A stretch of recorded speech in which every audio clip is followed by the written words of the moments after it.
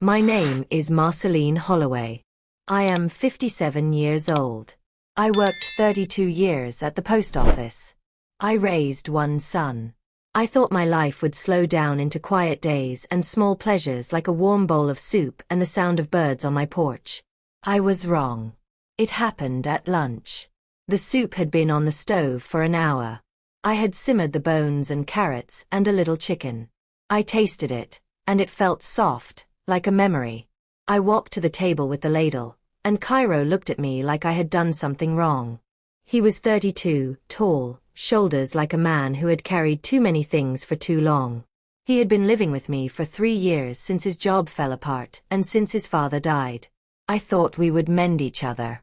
Instead, something had been breaking in him for a long time. Cairo picked up the spoon, tasted the soup once, and slammed the spoon down so hard it rattled the bowl. His face went red in seconds. He said it was bland. He said I had no sense. He said I was lazy and old. His voice moved from angry to sharp and then to animal. He shoved the chair back. I tried to be small. I said I would salt it. I reached for the little glass salt shaker on the windowsill like I had done 1,000 times. He grabbed my wrist. His fingers left heat and a memory that would stay. Then he hit me. It was one blow. It was not the first time he had raised his hand, but it was the first time he had used it like that. The sound of the slap landed in the kitchen like thunder on a tin roof. My head spun. The salt shaker scattered across the tile, grains like tiny bright stars. My left cheek burned. Tears came, but I did not taste them. I tasted the soup on my lip and the metallic sting of disbelief. I did not know whether to speak or to hide. My days of hiding were supposed to be behind me. I remember the light in the kitchen, how the late morning sun spread itself thin across the counter.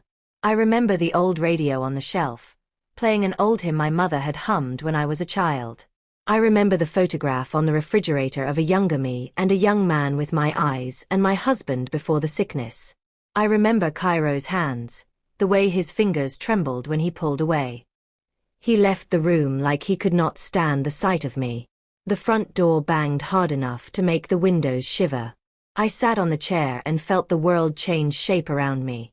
Something inside me cracked, not into pieces but into an opening. The hurt and the shame poured through that opening and transformed into something that was not only pain. When the door shut, I went to the sink. I ran my fingers along my cheek. My skin was warm, and my heart was loud in my throat. I could have called someone. I could have called the police. I could have called any of my old friends from the post office. I could have let the shame keep me small and quiet. Instead, I did what my mother, and her mother before her, taught me to do. I breathed. Long, slow breaths. I put the ladle down. I covered the pot, even though the smell of the soup had been ruined for me. This is not a call for pity. It is a call for truth. There are women like me all over towns and small cities. We keep the house, we pay the bills. We hold in our hands the thin envelopes with pension checks and the little folded papers that make up our lives. We are not unbreakable. We are not invisible. We are hurt, and we also gather the parts of ourselves back together, stitch by stitch. Let me tell you a little about myself so you can see why this mattered so much. I grew up on a farm outside a small town. My family planted cotton and corn, and we learned early that hunger could bend a person until they learned to hold the line between weakness and shame. I moved north when I was 18 to work and to make a better life. I fell in love with a man who could make me laugh in a way that emptied the room of all its sadness. We married. We worked. We scraped and saved. We built a modest house with a porch where we watched storms roll in and leave like guests who had finally said their piece. After I retired, I had hoped for slow mornings with tea and the mail and a little time to breathe without the clock. Cairo moved back in after his first real job disappeared. He had always been proud. He had a quick smile, and when he was young he would make neighbors stop and laugh. His father, my husband, was gone now. There was grief and then the kind of silence that lives in rooms like dust. I tried to be patient. I cooked. I mended shirts. I sat with him when the nights became long. I thought love could heal. But sometimes love can also be a place where pain grows in secret. Cairo had bills I did not know about. He had friends who rode fast on bad choices. He had a temper that bloomed like mold when he was hungry or tired. I saw him change in the way his voice shortened, in the way he avoided my eyes when we passed the small bank envelope with my pension check into the drawer. I thought I could keep him, help him. I wanted to believe all parents want to believe that their children will pull themselves back up. I am telling you this because someone out there needs to hear it from me in my own voice. If you are watching and you are tired and scared and living under the same roof as someone who hits you because you failed to add spice to their life, please know that the shame is not yours to carry alone. You are not bad for loving. You are not weak for being hurt. There are places to go. There are people who will listen. If you like this kind of story and you want to keep watching these true feeling, powerful videos that show the hurt and the hope, please like this video, subscribe to the channel, and turn on the notification bell so you will not miss the next stories. Tell me in the comments where you are watching from. Are you watching from the Gulf Coast, from upstate, from the Midwest, from the city, from a small town like mine? Tell me where you are coming from so we can hold hands across the miles. Your words matter. After I sat and breathed, I shuffled to the drawer where I put my small things. I ran my fingers over old receipts and a frayed handkerchief. I opened the wooden box my husband had carved for me the year he retired. Inside were old letters, an address book, and the thin envelope with my pension check that I had laid there to count later. My hand closed around the envelope, but the paper was not there. The space where it should have been was empty. In its place was a small slip of paper folded twice. I unfolded the slip with fingers that would not stop shaking. The handwriting was messy. The ink bled a little. It said 3 words that made my heart drop like a stone into cold water. The words were not a threat the way a shout can be, but they were a sentence that carried weight like a sentence from a judge. It read, "You should have salted the soup." I looked up toward the door, toward the place where Cairo had gone. The house felt too big and too small at the same time. I could hear the clock in the hallway counting seconds that now felt like a judge's gavel. I gathered my coat. I did not know where I was going. I only knew the world had tilted, that what once felt safe was now raw and changed. I reached for my phone. My fingers hovered over names I had not called in a long while. Then the phone rang on its own in the other room. It was a number I did not recognize. The screen flashed, and the caller ID showed a name I had not heard in years. I froze. The phone kept ringing. The next sound in the house was not the voice on the line.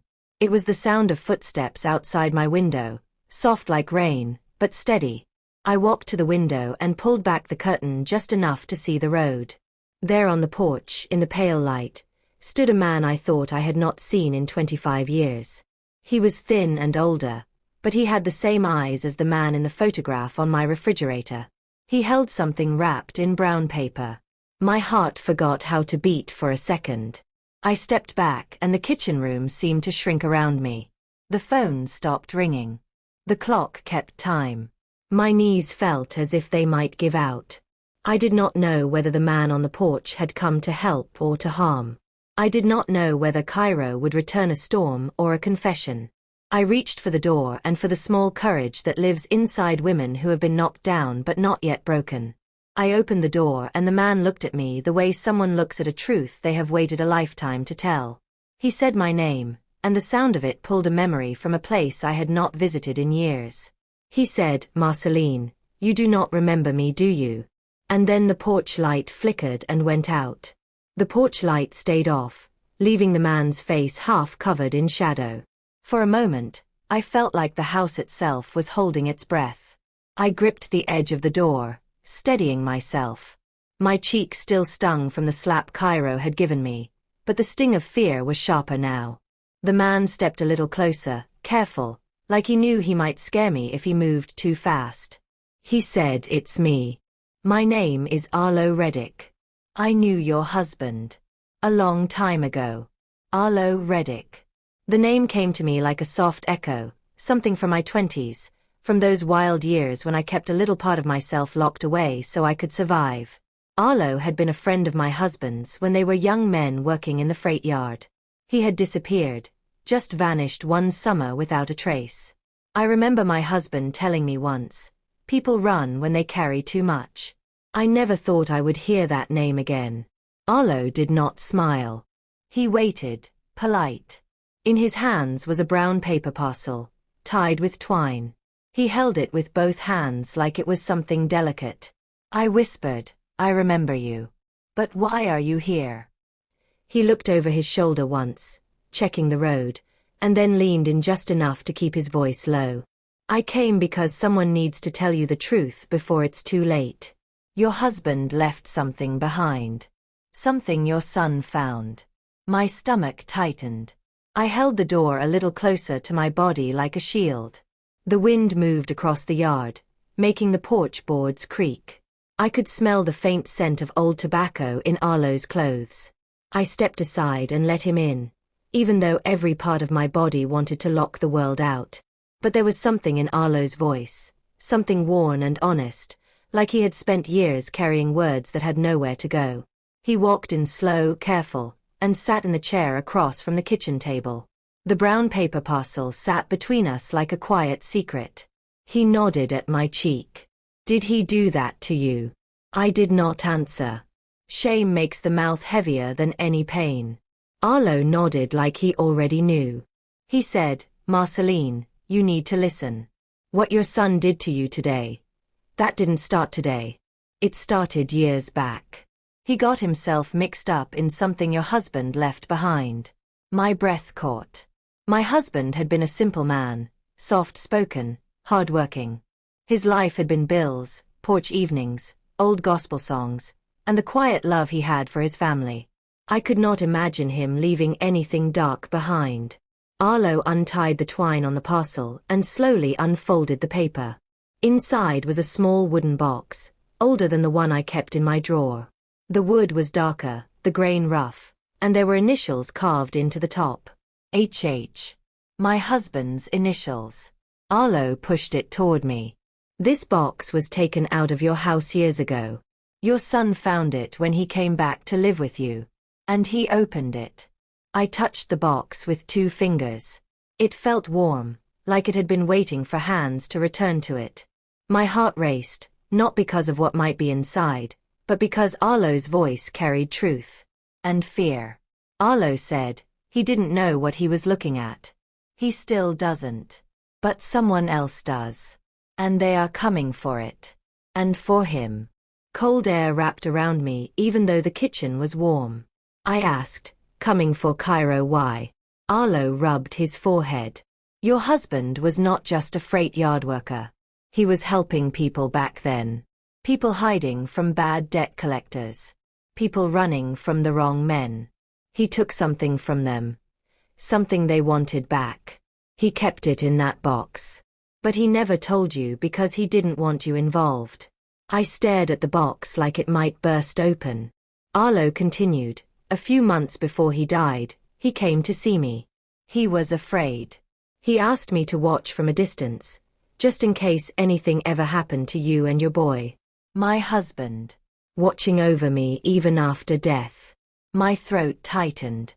Arlo said, "Someone came around asking questions these past weeks. Tall man, wore a long dark coat. Said he was looking for your son. Said your boy owed him something that didn't belong to him." A chill ran through me. I thought about the days when Cairo left the house looking nervous. The nights when he whispered on the phone. The money he borrowed. The anger that lived in his voice. It all made sense now. Arlo said, "I think that slip of paper he left you. It wasn't just cruelty. It was a warning. The wrong men are close." I pressed my palm against the table to steady my breath. Before I could speak, my phone buzzed on the counter. A sharp, sudden buzz that cut through the quiet. Arlo froze. The phone buzzed again. The screen lit up. A message. Unknown number. One sentence. "We have your son." The world narrowed to a point. Sounds disappeared. The air thickened. Arlo stood up fast, grabbed the box, and whispered, "They found him. And they know you're next. We have to move. Now. The lights in the kitchen flickered once. Then the front window cracked with a sharp sound like a stone hitting glass. I spun toward it. Another crack. Someone was outside. Watching. Waiting. The next moment, a low voice from the porch whispered my name. But it was not Arlo's voice. It was a voice I knew far too well. I stepped back as the shadow moved closer to the window. Cairo's voice whispered, "Mama. Open the door. Please." But something in the way he said my name made every hair on my arms rise. Because I knew my son's tone. And this voice did not belong to the man I raised. It belonged to someone being forced. Or someone being followed. For a long moment, I did not move. The voice outside kept shifting, quiet but trembling, like someone trying to sound calm while standing on broken glass. I glanced at Arlo. He shook his head hard, warning me not to touch that door. Cairo's shadow moved past the window again, slow, dragging. Something felt wrong in the way he stood. His shoulders were lowered, like someone was pushing him from behind. "Mama. Please. Open up. I need to come inside." The words came out strange, too steady, too hollow. Arlo stepped close to me and whispered, "Don't open that door. That's not him talking. Someone's right behind him. They want you to panic." My heart slammed against my ribs. My hands felt cold, and I pressed them against the counter to keep them from shaking. Cairo called again, louder this time. "Mama, come on. Open the door." But I heard something else behind his voice. A low breath. A mutter. A sound like someone whispering instructions. Arlo moved to the window and peeked through the edge of the curtain. His jaw tightened. He whispered, "There's a man behind him. Tall. Coat down to his shoes. He's holding something under it. He's using your boy like bait." My knees weakened. I covered my mouth with one hand to keep from crying out. The shadow outside shifted. Then the voice changed again. A deep voice spoke this time. "Calm. Careful. Too calm. Open the door, Marceline. No one needs to get hurt." Arlo stepped back from the window and motioned for me to move away. I obeyed. My breath came fast, and the kitchen suddenly felt smaller.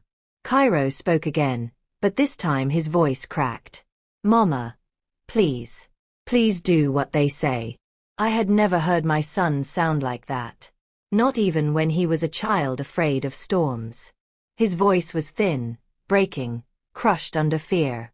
A cold truth settled in my stomach. They had him. They had my boy. Arlo whispered, "We're not opening that door. We need to move through the back. Quiet. These men, they don't want to talk. They want what's in this box." He tapped the wooden box still sitting on the table. I swallowed hard. My voice came out dry when I whispered back, "What's inside it that could make someone do this?" Arlo looked down, then up at me again. His eyes were tired, heavy with years. He said, "Your husband was hiding letters. Names. Documents. Proof that the wrong men took money from the wrong people. If this box gets out, a whole chain of secrets will fall apart. And these men, they'll do anything to get it before that happens." I stared at the box. Something my husband had carried in silence. Something my son had opened without knowing what he was dealing with. Something dangerous enough to bring strangers to my porch. The tall man outside knocked. Once. Slow. Deliberate. The kind of knock that wasn't asking permission.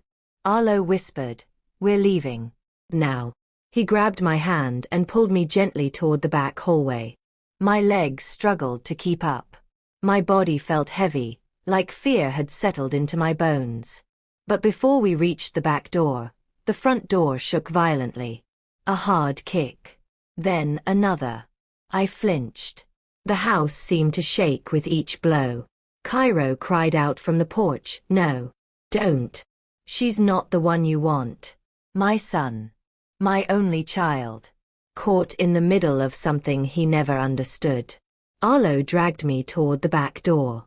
His breath came fast. His movements were sharp, focused. But when he reached for the back doorknob, he suddenly froze. Someone whispered on the other side of the door. A woman's voice. Soft. Familiar. Almost like a memory.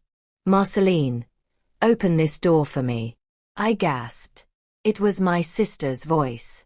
But that was impossible. My sister had been gone for 17 years. Arlo's eyes widened. "That's not her. They're trying to break you down." The voice repeated, sweeter this time. "Marceline, I'm waiting." I backed away from the door, my breath shaking. The knock at the front stopped. Silence wrapped around the house like a blanket too tight to breathe under. Arlo whispered, "They're surrounding the house." Then, my phone buzzed again. A message came through. From the same unknown number as before. 3 words. "We found her." My throat tightened. I whispered, "Found who?" Another message came instantly. "Look behind you." I spun around so fast my vision blurred. Cairo's voice came from the front yard again, shouting, "Don't listen to them. Mama, don't turn around." But it was too late. I had already turned. And what I saw standing at the end of the hallway made my entire world stop. It was a woman. Same height as my sister. Same posture. Same dress she wore the day we buried her. But her face was hidden in the dark. She stood completely still, like she had been waiting there all along. Arlo grabbed my arm and whispered, "That's not a person. Move. Now." But I couldn't move. Because the figure in the hallway slowly lifted her head, revealing something I had not expected, something far worse than any stranger on my porch. It wasn't my sister. It was someone I recognized even more. Someone I had never imagined seeing again. Someone whose return would turn everything upside down. And she whispered one sentence that froze the air around me. "You should have told him the truth, Marceline." For a second, I forgot how to breathe. The woman at the end of the hallway stepped forward just enough for the light from the kitchen to touch her face. The years rolled back in my mind like pages caught in a storm. It wasn't my sister. It wasn't a stranger. It was someone I had buried in my heart long before I buried her body in red dirt. Doreen. My husband's first wife. A woman I had prayed to never see again in any form. She stood there wearing the same pale dress she wore on the last day I saw her alive. Her eyes were dark, hollow, almost empty but not lifeless. Her voice was soft, but there was something sharp beneath it. "You should have told him the truth, Marceline." Arlo stepped in front of me fast, pushing me backward as gently as he could. He whispered, "Don't look at her. She's not real. They're using something. Some kind of projection or light trick. These men will use anything to get inside your head." But I could not move. I could not even blink. Because Doreen's presence brought back a storm of memories I had locked away for decades. Doreen had been sick toward the end of her life. She had lost her grip on reality piece by piece. My husband tried everything to help her, but she pushed everyone away. When she passed, my husband was never the same. 4 years, he lived half in grief, half in guilt, carrying secrets she never let him speak aloud. Secrets he never told me. And now this imitation of her, was standing in my hallway like a ghost pulled straight out of the past. I whispered, "What truth? What are you talking about?" Doreen's head tilted to one side in a slow, unnatural way. "The truth he left you to hold." Arlo grabbed my arm harder. "We're moving now." But before he could pull me away, the house shook. A violent crash hit the front door. Then another. The men outside were done waiting. Cairo's voice came through the window, panicked and hoarse. "Mama. They're coming in. They've got guns. Mama, run. Please." Somewhere behind him, I heard a man shout something sharp and ugly. Arlo pulled me again, desperate, but Doreen's figure stepped directly into our path. Then she spoke a sentence that made my knees go weak. He didn't die from sickness, Marceline. He didn't die the way you think. And your son knows the truth. My husband. Gone for 3 years. And now this voice telling me everything I believed was a lie. I whispered, no, that's not true. He was sick. I took care of him. I was there until the end. Jorene's mouth curled into a sad smile. He didn't die from sickness. He died from what he stole. I stumbled back, hitting the wall. My breath came fast, thin, like cold air was cutting my lungs. Arlo snapped, ignore her. This is manipulation. These men know everything about your family. They're using it to make you break. That's how they work. That's how they scare people into opening doors. I held my head with both hands. All the sounds tangled together. The banging at the front, the whispers at the back door, Cairo's cries, the flickering lights, and Jorene's soft, haunting voice. The world felt too loud, too fast, too big. Then everything stopped. The banging, the voices, even the figure in the hallway.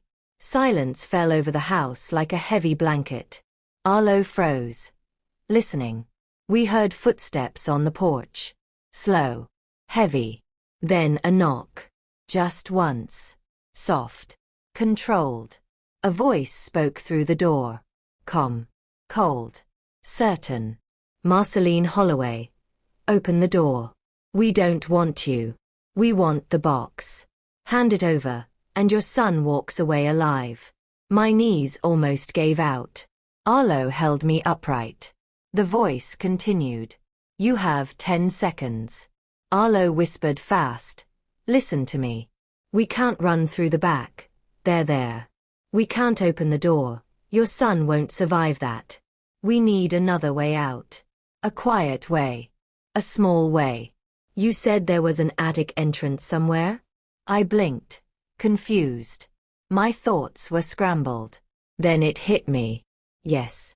The old crawl space above the laundry room. Barely big enough for one person, let alone 2. 9 seconds, the man outside said. Arlo grabbed the wooden box, shoved it into my hands, and whispered urgently, go. Climb. I'll hold them off. My throat closed. No. I can't leave you. 8 seconds. Arlo shook his head hard. You don't have a choice. You have something they want. Your husband trusted me to protect you. Let me do that. Go. 7 seconds. The figure of Jorene vanished from the hallway, like smoke swallowed by darkness. 6 seconds. Arlo shoved me toward the laundry room. 5. I reached the ladder. My hands trembled so badly I could barely pull myself up. 4. The house went silent again. 3. I heard Cairo scream outside, Mama. Run. 2. Arlo looked up at me, his voice steady, even if his eyes weren't. Remember, whatever they tell you about your husband, don't believe it until you see proof. 1. A gunshot shattered the window. The house exploded into chaos. And as I pulled the attic door shut above me, I saw something through the crack, something that made my blood run cold. A tall man stepped into the house. Long dark coat, gloves, eyes that held no mercy. But behind him was another face.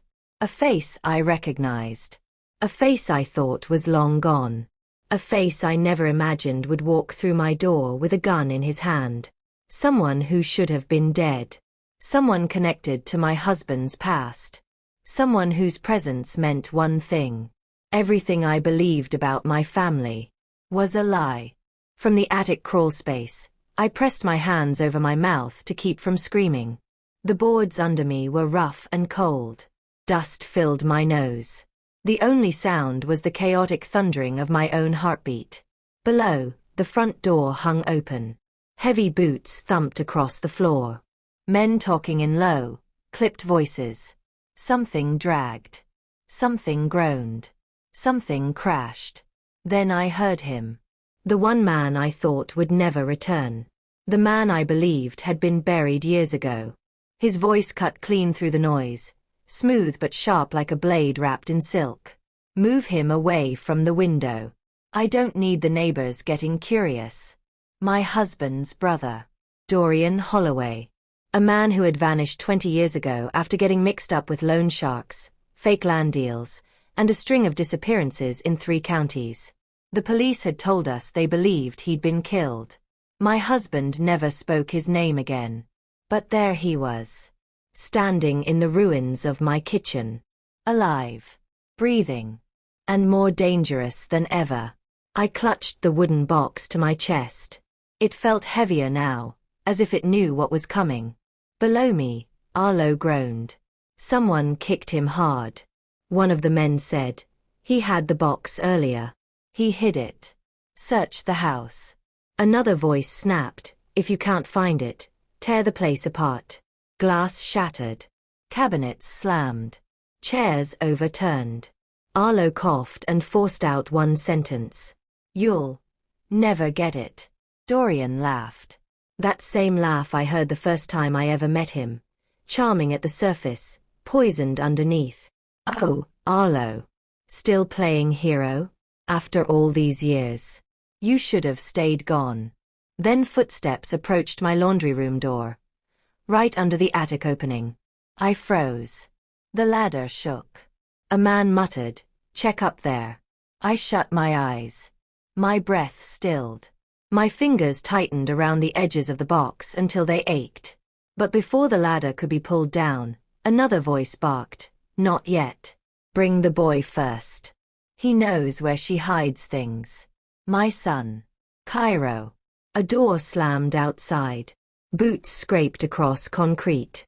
I crawled forward far enough to see through a thin crack in the boards. 2 men dragged Cairo back into the house.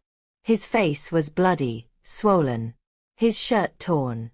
His hands tied behind his back. He stumbled as they pulled him across the floor. He cried out, "Please, please don't hurt her. She didn't do anything." One of the men shoved him down so hard his head hit the tile. Dorian crouched beside him. "You should have never opened that box, nephew." Cairo shook his head weakly. "I didn't know what it was. I swear I didn't know." Dorian smiled. "Oh, but you did. Because you kept it. You hid it. And that made every man watching this situation very nervous." He tapped his finger on Cairo's forehead. "People get hurt when they pretend to be smarter than they are." Tears ran down my son's face. Hot, fast, helpless. I held my hand against my mouth so tightly I could taste blood. One of the men asked, "What do we do with the mother if she won't hand over the box? This becomes complicated." Dorian stood and looked around the house, as though he were remembering it from another lifetime. "No harm comes to her until I say so," he said quietly. "She's the only one who knows where he hid the real papers. My brother didn't trust anyone except her. The real papers. My husband's secrets. The reason this nightmare had returned." Arlo spat blood on the floor. "You think she's going to help you, Dorian? You are out of your mind." Dorian kicked him again. Hard. But his voice remained calm. "She will help. The truth always forces people to help." At that moment, the lights flickered. The tall man in the long coat, one of Dorian's crew, stepped closer to him. "Sir, someone else is here." Dorian stiffened. "Explain." "We found footprints in the hallway. Fresh. Small. Someone climbed up somewhere. They're hiding." My breath stopped. Dorian's voice dropped to a chilling whisper. "Find her." In one motion, the tall man reached for the attic ladder. I scrambled backward into the darkness, clutching the box against my chest so tightly it hurt. The crawl space was barely wider than my shoulders. My elbows scraped wood. My knees banged silently against beams. My breathing shook uncontrollably. I pressed my forehead to the floorboards, listening. The ladder unfolded. Boots climbed. Step, step, step. He was coming up. I hugged the box, praying it wouldn't make a sound. Then, a loud crash below. A man shouted. Arlo yelled, "Leave her alone." Then another gunshot ripped through the house. I gasped, choking on my own breath. The boots above me stopped. The man climbing whispered into a radio, "Someone's fighting back. I'll deal with the attic later." The ladder creaked as he stepped down. I exhaled slowly, shaking so hard it felt like my bones were trembling. And then, everything went quiet again. Slow steps moved through the house. Searching. Circling. Waiting. Above me, the attic boards felt too thin. The space too small. And the air too tight. I crawled backward until my hand brushed against something smooth and cold. A metal box. Thin. Hidden under insulation. I pulled it closer. Inside were envelopes. Dozens. All with my husband's handwriting. My fingers shook as I slid the first one open. Inside was a single line written in his careful script. "If you are reading this, they have come back." My vision blurred. I opened another. Another line. "Do not trust my brother. He is the reason Doreen is dead." My heart jumped into my throat. Another envelope. This one hit me like a blow. "Cairo does not know the truth about his father. Tell him before they do." My breath caught. Tell Cairo the truth. Tell him before they twist it. Tell him before he hates you for it. "Below me," Dorian said loudly. "Bring the boy to the living room. We're done playing games." Another voice answered. "And the mother?" Dorian replied, "I know her. She'll come out once she hears what I'm about to tell him." He paused. And then he said a sentence that made my entire body go numb. "Tell the boy how his father really died. Tell him the truth she's been hiding for years." Everything inside me turned to ice. The boards under me felt like they were melting. And my husband's last envelope lay open in my hands. The final line inside read, "Forgive me, Marceline. I didn't die from sickness. You know the truth. And so does she." She. The woman pretending to be Doreen. The ghost in the hallway. The lie sent to break my sanity. They knew everything. Below me, Dorian spoke again, louder now, voice filling the house. "Cairo. It's time you hear how your father really died. And what your mother did." My heart stopped. Because the truth. The truth was worse than anything Dorian could ever imagine. And it was about to come out. I lay flat in the crawl space, my cheek pressed against the cold boards, my husband's letters scattered around me like broken truths. Below, men paced through the house, their steps heavy and sure, knowing they had the upper hand. But it wasn't their presence that made my hands shake. It was Dorian's voice. Smooth. Controlled. Poison wrapped in honey. "Bring him here. Sit him down." I crawled to another tiny slit between the boards. Through it, I saw the living room. Cairo sat on the floor, hands tied behind him, blood drying on his jaw. His eyes were swollen, but they kept searching the house, searching for me. A mother feels her child's fear even through walls. Dorian paced in front of him like a preacher who'd lost his way. "You think a little jail time or debt made me disappear, nephew?" he said softly. "No. I left because your father made choices that put us all in danger." Cairo spat blood on the floor. "My father was a good man." "You're lying." Dorian smiled slowly. "That right there. That blind loyalty. That's exactly why he didn't tell you the truth." My chest tightened. I wanted to scream.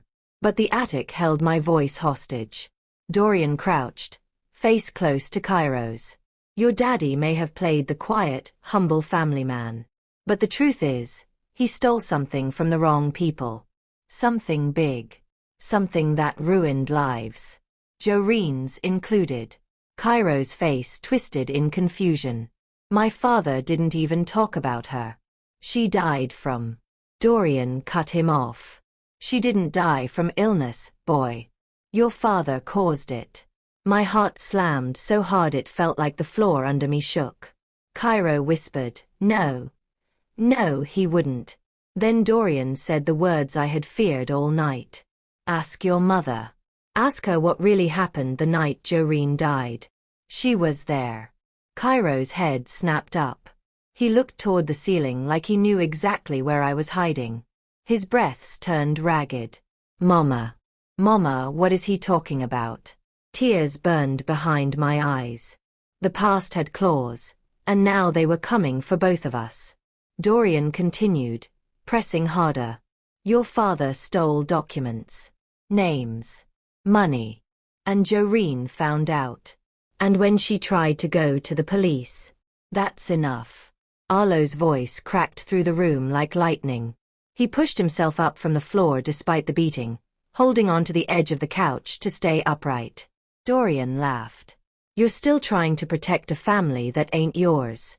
Arlo's face darkened. That family was mine long before your lies got people killed. Dorian's smile vanished. One of the men hit Arlo hard with the butt of a gun, sending him crashing down again. Cairo yelled, Stop. Stop hurting him. Dorian lifted a hand, and the room fell quiet. He turned to Cairo again. Your father tried to fix things. Tried to run. Tried to hide those papers, but your mother, she convinced him to bury it. To bury the truth. Cairo whispered, Mama wouldn't. Dorian leaned close. Your mother helped your father cover up Joreen's death. A cold wave washed over me, stealing my breath. I wanted to scream, that's not true. I wanted to break through the ceiling and drag my son out of that room. But fear froze every muscle I had. Cairo shook his head violently. That's a lie. My mother didn't do anything. Dorian stood and signaled to one of his men. Bring her down. We're ending this right now. The ladder to the attic rattled again. They weren't waiting this time. They were coming up. Arlo lunged forward, tackling the man reaching for the ladder, shouting, Run, Marceline. Gunshots exploded. I screamed silently, covering my ears. Dust shook from the boards. Someone fell hard. Someone else cursed. Dorian shouted, Don't kill her. Not until we have the box. Boots hit the ladder. It jerked. Started unfolding. I scrambled backwards, deeper into the darkness of the crawl space, but there was nowhere else to go. Then, something cold brushed my ankle. I gasped and twisted around. The farthest corner of the attic was darker than the rest, but someone, was crouched in it. A woman's shape. Breathing soft. Slow. Human. I backed away fast, my ribs pressing into beams. The figure lifted her head. She wasn't a ghost. She wasn't a hallucination. She was real. A real woman hiding in the attic before I even got there. Her face was thin. Her eyes sunken. Her dress torn and dirty.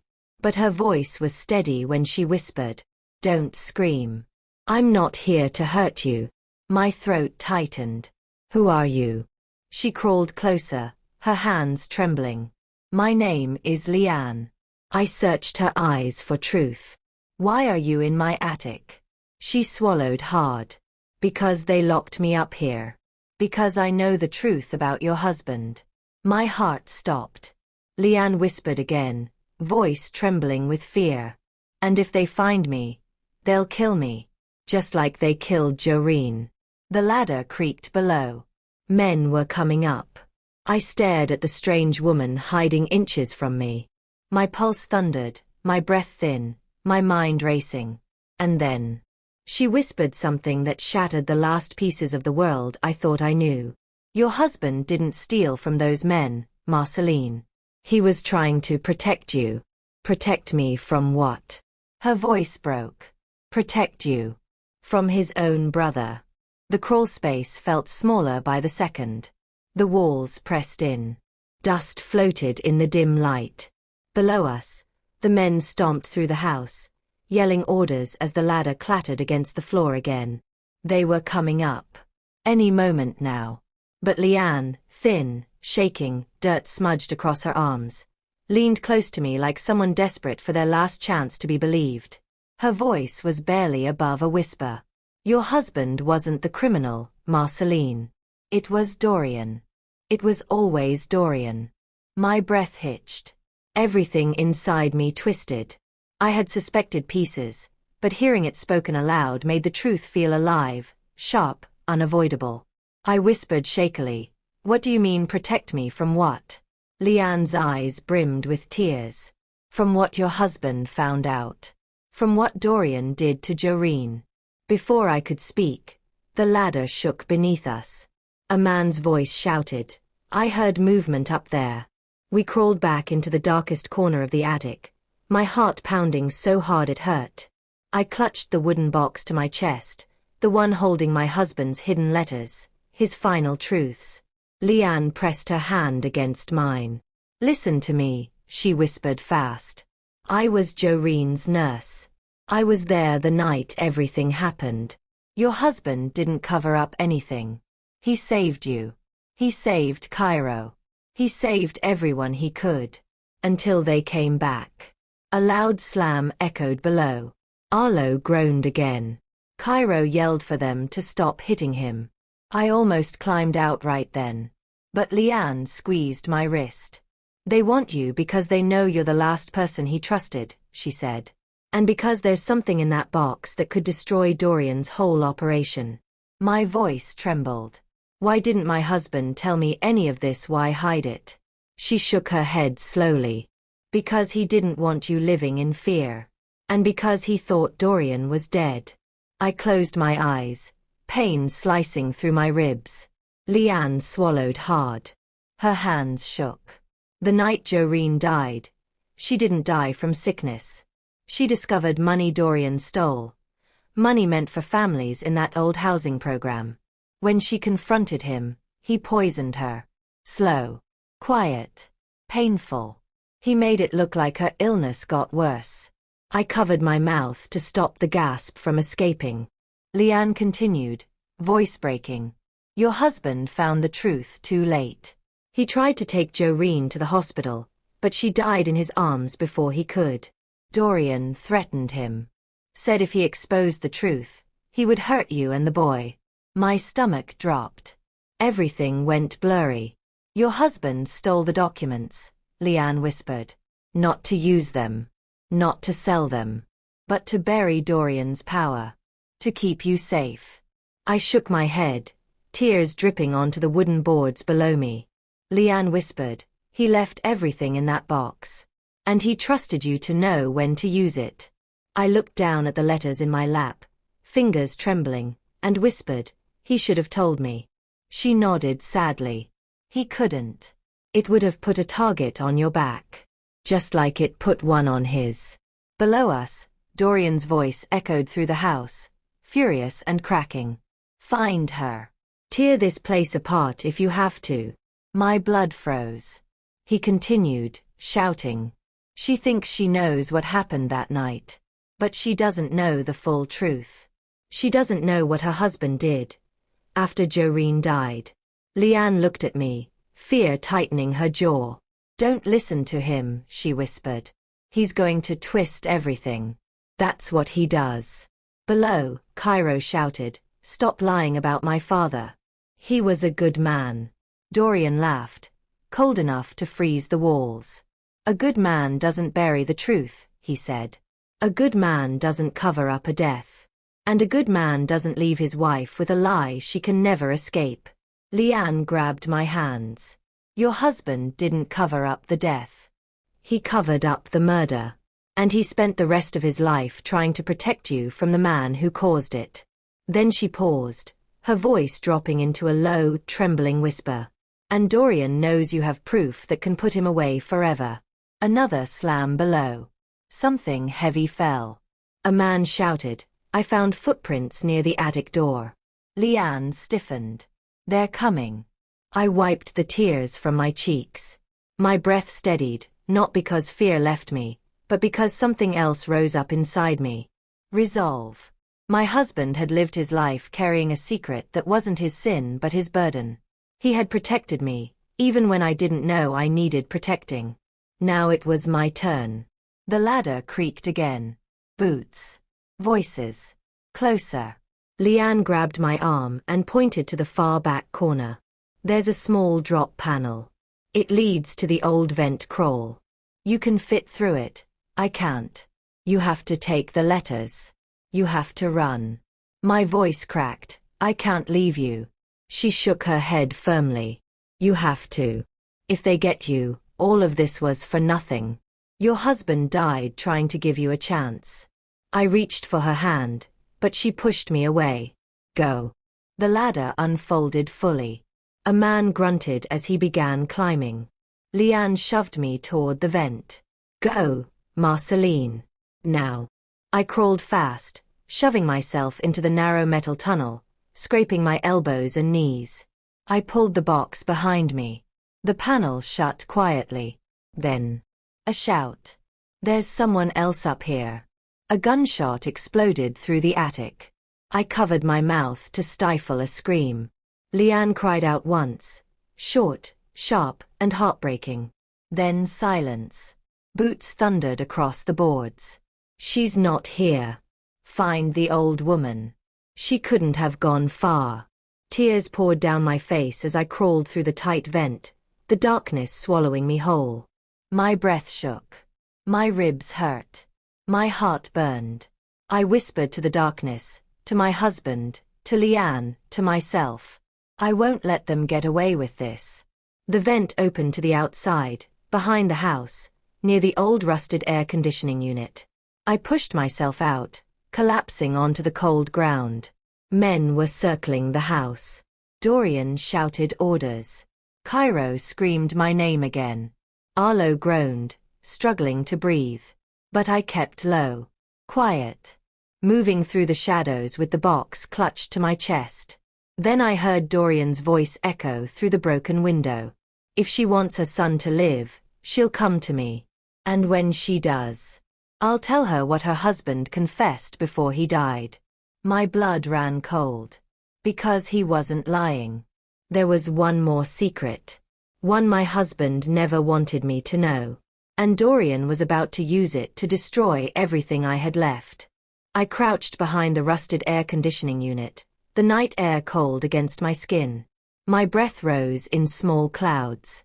The wooden box pressed tight to my chest felt heavier with every heartbeat, as if it carried the weight of every lie, every truth, every ghost my husband left behind.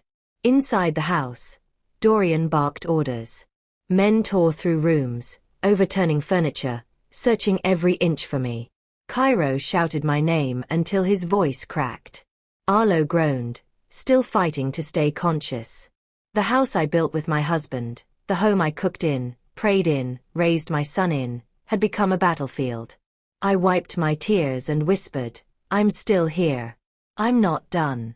Then I crawled slowly toward the back fence, sticking close to the shadows. Every step felt like stepping through memory, through love, grief, secrets, and fear. When I reached the fence, I stopped. Crouched. Listening. Dorian's voice carried through the broken window. Marceline. You think you can run while your boy bleeds in my living room. You think you can hide while the truth is sitting in your hands. My heart twisted, but I didn't move. Dorian continued. Louder. Colder. Your husband thought he was saving you. But he forgot one thing. Secrets don't die. People do. Boots scraped the floor inside. Bring the boy closer to the window, he ordered. Let her hear him scream. My chest tightened. A cold fear crawled up my spine. Cairo's voice came weakly, Mama. Please. Don't come back. They'll kill you. I covered my mouth to keep from crying out. Dorian laughed. Low and cruel. You see, Marceline. Your husband died trying to protect the wrong truth. He paused. Let the silence grow. Let it settle like dust on old wounds. Then he spoke again. Softly, sharply. He didn't die from illness. He died because of what he confessed. To me. I froze. Everything around me seemed to stop moving. Dorian continued. Your perfect husband, the faithful family man. He confessed something before he died. Something about you. Something about Doreen. The wooden box slipped in my sweaty hands. My breath thinned. Dorian leaned closer to the broken window, knowing I was listening. He said you helped him bury the truth. My hand trembled. He said you were there the night Doreen died. My throat closed. He said you knew what happened. A wave of old memories rushed through me. Memories that weren't mine alone. Memories I shared with a woman who had lived in fear long before I entered her life. But I wasn't going back. Not now. Not for him. I swallowed hard and whispered to myself, enough. I stood up. Slow. Strong. Certain. For the first time in years, I felt my husband beside me, not as a memory, but as resolve. I walked straight to the back door. A shadow moved inside the house, blocking the window. Men whispered urgently. Dorian stepped forward, smiling like the devil had finally gotten his due. Well now. Look who crawled out of the dark. I didn't answer him. I kept the box behind me. He nodded at his men. Bring her son here. 2 men dragged Cairo to the center of the living room. His knees buckled. His face was bruised. His eyes were wild with fear. Mama, run. Please. I shook my head gently. No more running. Dorian clapped his hands once. Good.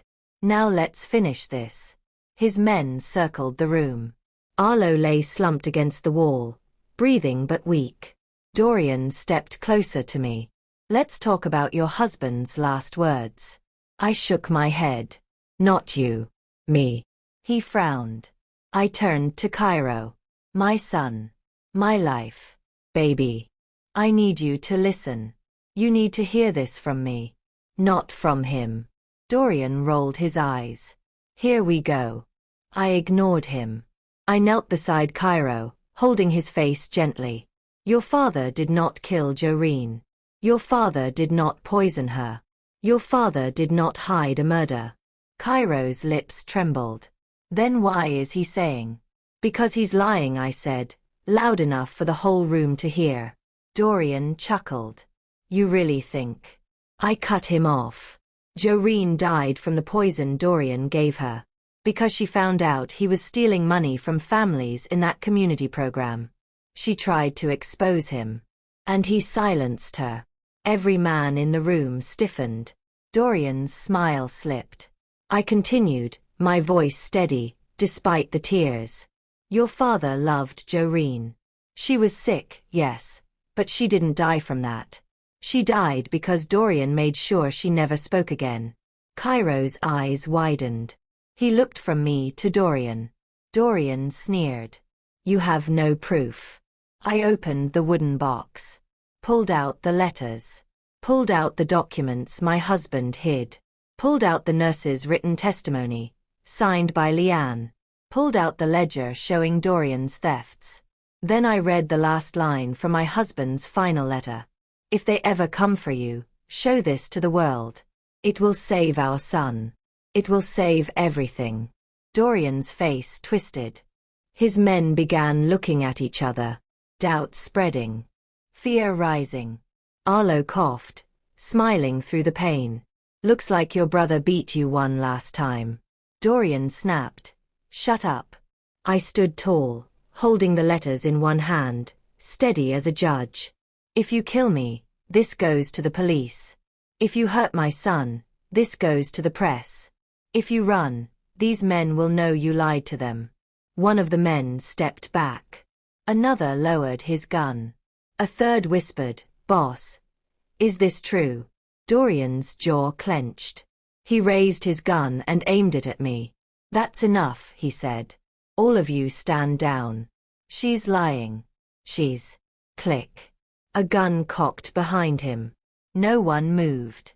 Arlo, shaking and bleeding, held a gun in both hands, taken from one of the men. Dorian, he said weakly, move one step toward her and I drop you. Everyone froze. The lights flickered. And then. Sirens. Far at first. Growing louder. Closer. Approaching the street. One of the men yelled, Someone called the police. We have to go. Dorian turned, furious. Don't run. Stay where you. But it was too late. His men scattered like rats fleeing fire. Arlo collapsed. Cairo fell into my arms sobbing. And Dorian, cornered, alone, sweating, shaking, lowered his gun slowly.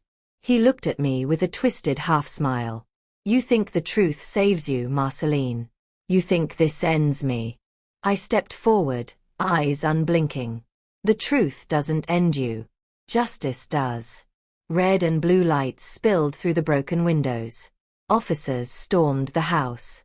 Dorian was slammed to the floor, cuffs snapping around his wrists as he screamed my name like a curse.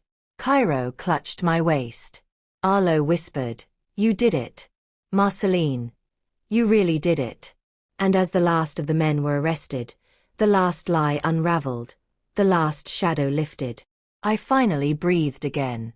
For the first time in years, the house felt light. When they took Dorian away, he turned back and hissed, "This isn't over. The truth cuts both ways. Remember that." But I didn't flinch.